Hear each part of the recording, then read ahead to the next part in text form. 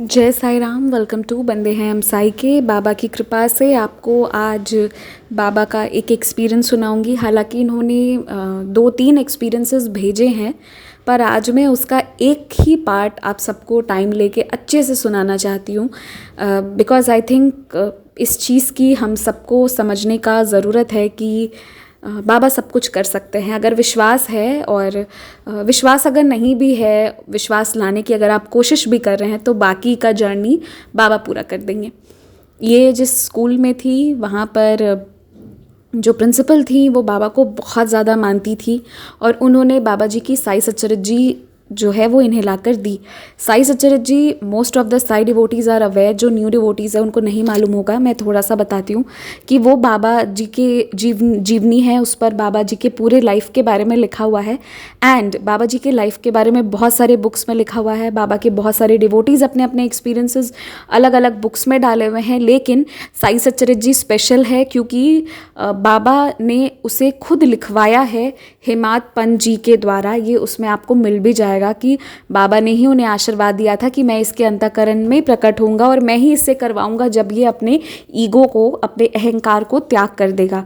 और इसलिए हर भक्त को साई सच्चरित जी ज़रूर पढ़ना चाहिए, क्योंकि बाबा ने उन्हें माध्यम बनाया था और वो एक आशीर्वाद बाबा वो बुक के माध्यम से हम सब के लिए रखे हैं, जो हम सबको अध्ययन करना चाहिए। अब जब साई सच्चरित जी आई, इन्होंने पूरा साई सच्चरित जी पढ़ लिया, तो कोई भी जो एक बार साई सच्चरित जी पढ़ेगा उसका कुछ हो या नहीं हो, इतना तो ज़रूर होगा कि विश्वास आने लगेगा कि बाबा कुछ भी कर सकते हैं। उसके बहुत सारे ज़िंदगी के क्यों वाले सवालों के जवाब मिलने लगेंगे और मुँह पर साई नाम आना शुरू हो जाता है। और बाबा जी ने इनको भी ऐसा ही आशीर्वाद दिया था, और ऐसे ही करते करते जो है बाबा के साई सच्चरित जी को पढ़ते पढ़ते इनके मुंह में भी बाबा का साई नाम आना शुरू हो गया था। अब ये सब तो हो गया, फिर धीरे धीरे बाबा पे विश्वास भी बनता गया। अब देखिए कि इन्होंने कितनी बड़ी चीज़ कर दी। इनके लाइफ इनके लाइफ में एक आए थे, एक इनके जो फ्रेंड आए थे जिनके साथ ये रिलेशनशिप में थी। तो जब ये उनके साथ रहती थी तो वो बहुत ही नास्तिक टाइप के इंसान थे, और ये तो बाबा पे विश्वास करती थी।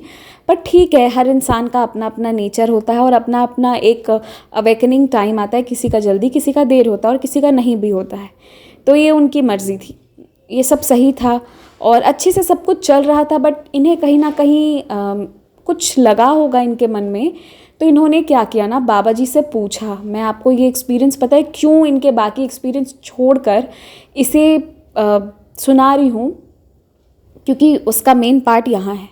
इन्होंने बाबा जी से पूछा कि बाबा, ये जो इंसान है जो मेरी लाइफ में है, और क्योंकि जब हम किसी के साथ रिलेशनशिप में होते हैं फिर हम आगे उसके साथ डेफिनेटली लाइफ अपनी आगे बढ़ाने की सोचते हैं ना।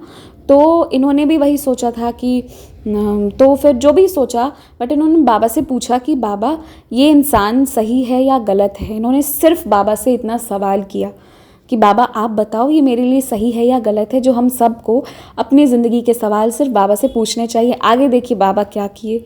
एक दिन ये बाबा के मंदिर जो है अपने उस फ्रेंड को लेकर गई। जब वो उस मंदिर में गए और वहाँ से आने के बाद उन्होंने इनसे एक बात कही कि मैं तुम्हारे लाइफ में बहुत ही गलत काम करने आया था, मैं तुम्हारे साथ कुछ गलत करने का इरादा रख कर आया था। एंड उन्होंने इन्हें, मतलब जो भी उनके मन में था, जिस लिए वो इनको हार्म करने, इनका फ़ायदा उठाने, जिस चीज़ के लिए भी आए थे, वो सारी चीज़ें उन्होंने इनके सामने डिस्क्लोज़ कर दी। बाबा के मंदिर से आने के बाद, तुरंत बाद ये चीज़ उनके साथ हुई।